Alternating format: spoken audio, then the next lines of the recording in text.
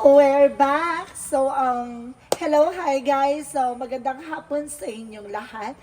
This is Jin Rodriguez from my Sagari channel, a faith healer, also mata reader. So, ngayong hapon, natatingin natin na nagsasabihin sa'yo ng ating mga gabay. So, this is weekly gabay for the month of February 14 hanggang February 20 for the sign of Sagittarius. So, Sagi, welcome to my channel. Ano kayong messages, advices ng spirit guides ang ating masasaga for today's video? Kanino naman kayang energy o kaganapan sa buhay ng mga Sagittarius ang ating mahagilap? So guys, this reading is a general reading lamang, hindi lahat makaka-resonate. Kunin lamang po ang makaka-relate sa inyo and comment down below kung kaninong energy ang ating nasagap. And of course, don't forget to like and subscribe my channel. And hit notification bell for most videos update. And of course, guys, maraming salamat po sa mga nag-share ng aking videos sa anumang uri ng social media platforms. Maraming salamat po. So guys, eto na, no? Hilapin natin at kalkalin natin ang buong istorya at kaganapan sa buhay mo. At ano kayang eksena na naman ang makakagilap natin sa mga susunod na linggo. Angel Spirit Messages, give me an information. So ano kayang gusto sabihin sa'yo ng ating mga baraha? So there's a Two of Cups. So there's a partnership, guys, no? So there's an unconditional love or something na magbibigay sa'yo ng love and care. Tenderness. And because there is the Queen of Wands, stability and control, no? Kailangan kontrolado ka, even your emotions, no? And have confidence inside and out. And because there is a King of Cups, so there's a devoted and supportive person, may taong sumusuporta at gumagabay sa'yo. No? And because parang nakakasense ako dito, there's it's either husband or kumbaga partner mo to, or either ancestors, no? And because there's a Knight of Pentacles, so there's a blossoming abundance, maaaring lalago or lalakas ang iyong finances, and because there's the Six of Pentacles. So see, magtutuloy-tuloy na about sa finances for you. Six of Pentacles represent the giving and receiving something by the universe. And because there's a Three of Swords, oh my God, there's a lot of ingitera. Okay, the Three of Swords is, kumbaga, pain or something heartbroken or heartbreak. Something na nagbigay sa'yo ng sakit at kirot. Ano kaya yan? And because there's a Two of Cups about sa Queen of Pentacles, practicality.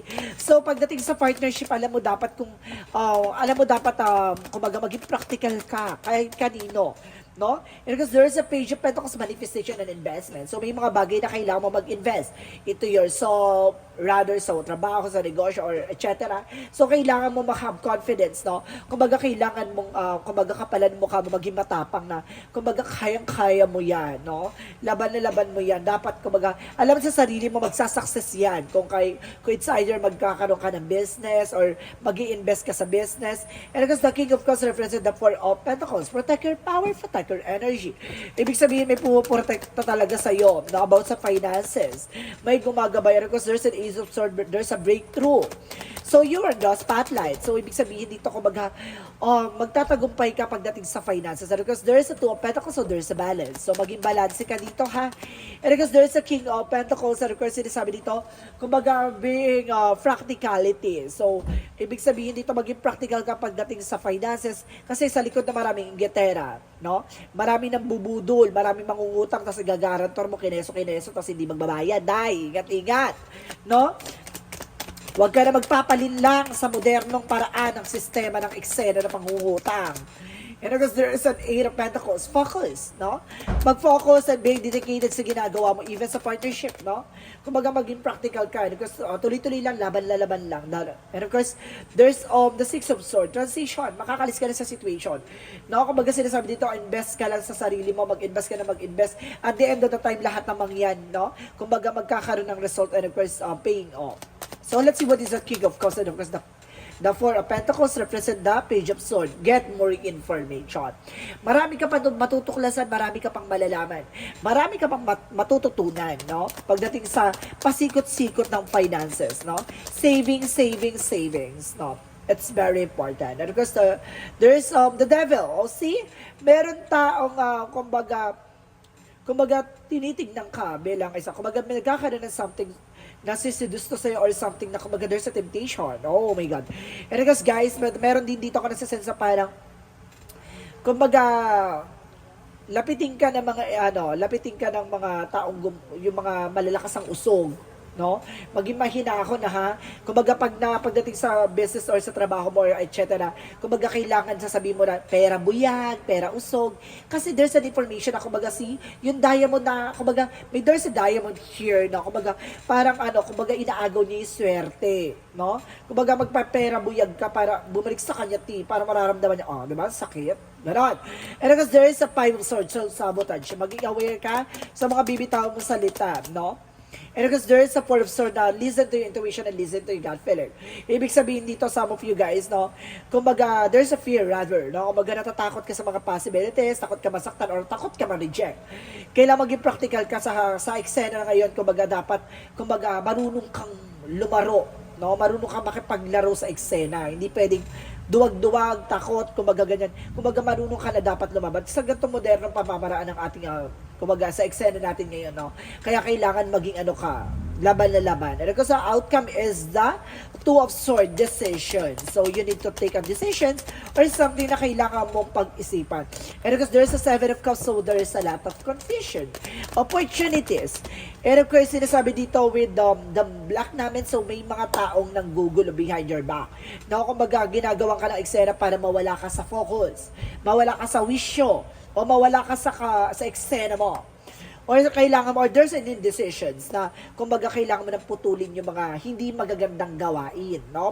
Some of you sa guitarist, baka there's a something sa guitarist na, kumbaga, gumagawa ng eksenang hindi makakabuti sa iyo, no? Baka nagpapa-orasyon ka, nagpapadasal ka, or something na gumagawa ka ng hindi maganda, iwasan mo na yan kasi there's a bounce back, no? Babalik sa iyo kung ano yung mga ginawa mo.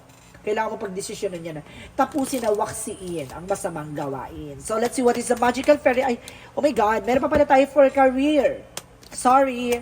So, additional messages for career, there's the lover. So, there's a possible na may connection ng, kumbaga, finances and career mo pagdating sa love. No? And of course, there's a five of wands. So, see, there's a complication and of course, there's a competition and the ace of wands, there's a breakthrough. Nagtagumpay ka pagdating sa larangan ng pag-ibig. And kasi sabi dito, magtatagumpay ka rin sa larangan ng partnership and of course, pakikipag-ugnayan sa career mo. No? And of course, business mo. Maaaring marami ka lang talagang competitors. Marami kang kalaban. Or, diba? Mga kalaban na yan, dapat dinidenma yan. Yung mga kalaban na yan, dapat, okay, sige. Gusto mo yan eh, bida-bida ka dyan eh. Charis. And I guess there is messages for the love life. So there's the sun card and the magician. So some of you guys, no, kung baga sinasabi dito, bibigyan ka ng power ni God na magdadala sa iyo ng something, positive outcome. Na binibigyan ka ng something, a manifestation pagdating sa love life. Kumbaga talaga ipinagkaloob sa talagang di ba, pinagtagpo kayo ng kapalaran at pinagtagpo kayo ng tadhana. Or, additional messages for health. So, there's a tower moment. So, there's a sudden changes because the temperance in the healing. So, magkakaroon ka ng healing. Marunong ka lang dapat kumalma. Ha? Kasi parang nagiging aggressive ka dito. Parang, lagi ka na lang parang balisa or something guys. Parang, ano ka dito, no? Parang merong nakatarak sa dibdib mo na yun nagkukos ng, kumbaga, pagbilis ng tibok ng dibdib mo. Ibig sabihin dito, may something na gumagawa ng eksena sa'yo, pinaglalaruan ka, no? So, maging aware po. So, let's see what is what is the magical fairy messages. Tinatarget ka nito sa health, ha? Yung gumagawa sa'yo sa health ka, tinatarget, and of course, sa love life. And career, of course, in all aspects. Okay, let's see what is the magical fairy messages. Marriage, see? Malaking factor na ginagawa ka sa marriage. And of course, see? Sa health. Ibig sabihin, relationship and health ka, diyan ka tina-target kasi diyan ka mahina.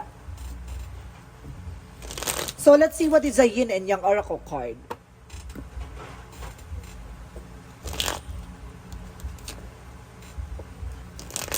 So, let's see what is the yin and yang oracle card. And of course, there's rejection. So, yun nga, takot ka sa rejection, no? Kaya yun yung sinasabi ko kanina, takot kang ma-reject, takot kang mawalan, takot kang ma-abandona, takot kang maiwan. Takot kang maano sa ere, no? And because there is a change, yun yung kailangang mabaguhin, no? Hindi ka dapat nagpapa-apekto sa mga sasabihin ng iba. At hindi ka dapat nagpapadala sa mga taong nasa paligid mo. And there is a confusion, no? Ginugulo ka nila sa mga eksena mo. So let's see what is Archangel Michael messages.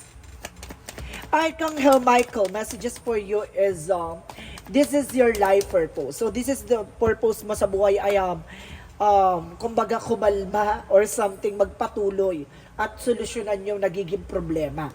And there's a let go fear now. Alisin mo yung takot at pangamba mo.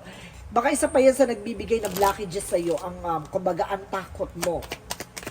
Let's see what is the Romance Angels. Pagdating sa Romance Angels, so there's a make the effort. So, there's a possible na kumbaga pagdating sa love life, kailangan nyo na mag-effort. And there's a trust. So, see, magtiwala ka. So, lahat ng mga bagay na nangyayari sa iyo, kumbaga, nangyayari yan, kumbaga, dahil may taong gumagawa against sa inyo. And because there's a calling to your soulmate. So, some of you guys, soulmate kayo ng tong person na to. So, kailangan nyo lang mag-effort. No? Tapusin at waksiin. So, let's see what is additional messages. So, there's the boy. May mga bagay na kailangan mo ng itigil, no? Tigilan. O kailangan mo ng ihinto. O kailangan mo ng putulin. And because there is a double mission. So, there's a double mission. Kumbaga, mayroon ka talagang, kaya nangyayari sa iyo, kaya nangyayari sa iyo lahat ng mga bagay na yan kasi mayroong gustong ibigay sa iyo ang ating poong may kapal na makakatulong sa iyo at makakatulong ka rin sa ibang tao. No? Double mission. And because there's a lost land. So, there's a soul memories and gift. So, yung nangyari na to nangyari to with your past life. So, may mga bagay din na siguro na, kumbaga, binibigay sa iyo regalo to para maunawa at malaman mo talaga yung mga bagay-bagay na dapat mong gawin. Kung ibig sabihin na there's a lesson, pero hindi ka natututo. So, may mga bagay na nangyayari na to, nagawa mo na to, pero kumbaga hindi lang nag-sink in sa'yo. And there's a sobriety, so kailangan mo ng fruits and vegetables. And of course, there's children. So, some of you may be involved on children. So, some of you, single mom or something na may anak na or may asawa na, mayroong mga anak. Or suddenly, there's a single dad. Single mom and single dad. Okay. There's a family. So, there's a family-oriented. So, ibig sabihin dito, guys, no, baka ang gumagawa rin sa inyo ay family-related sa inyo. Because there's a freedom or either may inggit sa pamilya nyo, kaya siguro pilit na sinisira, no? So, let's see what is the chakra messages. For the chakra, there's a destiny. Talaga, I told you kanina na talaga nakalaan kayo sa isa't isa at talaga pinagbuklod kayo para sa pagkakataon at para sa talaga sa tamang panahon. Parang kumbaga nagtugma at nagsama kayo kasi kayo talaga sa isa't isa. And there's a release. So see, may mga bagay lang na kailangan nyo alisin, tanggalin. Nakayaya yan. No? Kailangan nyo sirain, waksiin at pigilan. At pigilan. No? Na yung mga taong gumagawa behind your back. And the angels answer, represent, and don't stop. Huwag kang hihinto, no? Huwag kang titigil hanggat hindi mo na perfect yung mga bagay-bagay o hindi mo nakukuha yung tamang angulo or tamang solusyon. And there's a trust, so kailangan mo magtiwala. Magtiwala at maniwala, no? Pero kasi sinasabi din dito, additional messages for forgiveness, no? Kailangan mo ng kapatawaran kasi baka yun ang nagsisilbing blockages sa'yo kaya hindi ka makausad-usad. No? Additional Monsology. What is the Monsology is talking about? And kasi sinasabi ng Monsology is, confident is your key to success. So, the more na confident ka sa ginagawa mo, the more na nagkakaroon ng development or pagbabago sa eksena mo, the more ka na nagsasuccess. Diba? Kasi syempre, alam mo yung ginagawa mo, alam mo yung bawat eksena mo, kaya, diba, tuloy-tuloy ka lang. At the same time, there's your dreams is the practical plan. Kung may mga plano ka sa buhay, pangarap ka sa buhay, kailangan mo maging practical. Hindi na uso yung diba? Yung mga eksena sa paligid na, ay, abang bata pa, no? Kumbaga, enjoyin yung buhay. Hindi ganon. Kung may pangarap ka, ngayon pa lang, suffer now, and of course, happy later. Diba? Ganun yun, hindi yung happy later, sad later, di ba? Happy now and of course sad later. Hindi dapat. Dapat ngayon, kumbaga sad now and of course happy later. Parang ganun, kumbaga diba? Kumbaga pagkatapos mo maghirap, may saya sa dulo. Parang lang yun. Kumbaga may pait at tamis ng tagumpay. And of course, there's an information for success. I told you so. Talaga magsasuccess ka at the same time. There's a happiness. So see, I told you, di ba? There's a success and a happiness. Talagang pinagbubukla, talagang, alam mo yung sinasabi ko dito sa reading na to ay talaga pinagtutugma ng ating mga gabay. Ang galing, no? So let's see additional messages. And there's a teacher and guardian. So talaga may gumagabay sa'yo. May mga bagay lang siguro na hindi mo iniintindi or either ini-ignore mo. At the same time, there's a trouble, guys. May trouble ka. There's a journey. Talaga kasama siya sa path mo, no? And because there's a taking action. I told you so. Kailangan mo mag-take ng action. Kung gusto mo matigilan at gusto mo maputol yung mga aganapang hindi maganda sa buhay mo, ngayon pa lang solusyonan mo na. So let's see what is the energy. What is the energy? It's all tied up. So, kailangan mo nung kumawala. Diba? And of course, there's an angel of love. So, pagdating sa love talaga, ginagabayan ka ng ating angel spirit at may gumagabay sa pagdating sa pag-ibig, no? Additional messages for happy family. So, kumbaga masaya ang pamilya mo, kaya kinaiinggitan ka. Diba? Kapag inggit, pikit. Hindi yung, diba? So, let's see what is the Jesus loving quotes. And sinasabi dito, let not your heart be troubled, neither let be afraid. So see, pwede kang matakot, pero wag kang mangamba. Wag mong hayaan yung puso mo yung maguluhan. Ganun yon. Kumbaga yung puso kasi yung magsisilbing kaliwanagan sa lahat ng eksena, eh, no? Kumbaga dyan kanya ilalagay sa tama mong kalalagyan. So let's see what is the angel's number. Angel's number represent 444, excuse me, 444, I am protected. So, sinasabi dito, protektado ka. So, sinasabi dito, trust your journey, trust the way your life unfolds, and trust that you are where you need to be at the present moment. So, big sabihin talagang, kumbaga, ibinibigay sa iyo ang proteksyon, no? At pinapangalagaan ka ng ating mga gabi na ibibigay sa iyo yung mga bagay na para sa iyo. Kaya huwag ka magtataka bakit may mga bagay na hindi pa napapanahon na ibigay sa iyo. Kasi nilalagay ka niya sa magandang eksena, lalo-lalo niya parang pinamumulat ka niya sa mga kamalian and of course challenges ng buhay mo. Kaya huwag kang magtataka bakit hindi mo pa nakukuha at hindi pa para sa iyo yung mga bagay-bagay, ha? Kumbaga maniwala at magtiwala ka sa plano ng ating Panginoon. So let's see what is the messages of life.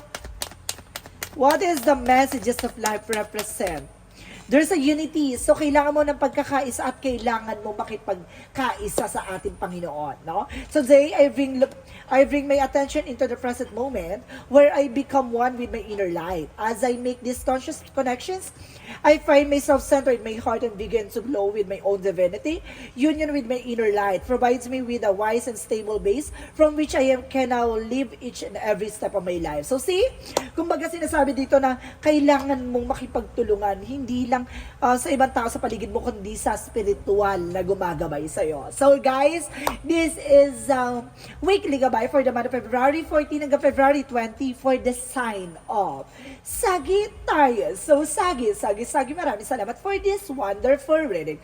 So once again, this reading is a general reading lamang. Hindi lahat makaka-resonate. Kung lamang pa makaka-relate sa inyo, and comment down below kung kaninong energy ang ating nasagap. And of course, don't forget to like and subscribe my channel and hit notification bell for more videos update. And of course, maraming salamat po sa mga nag-share ng aking videos sa mga uri ng social media platforms.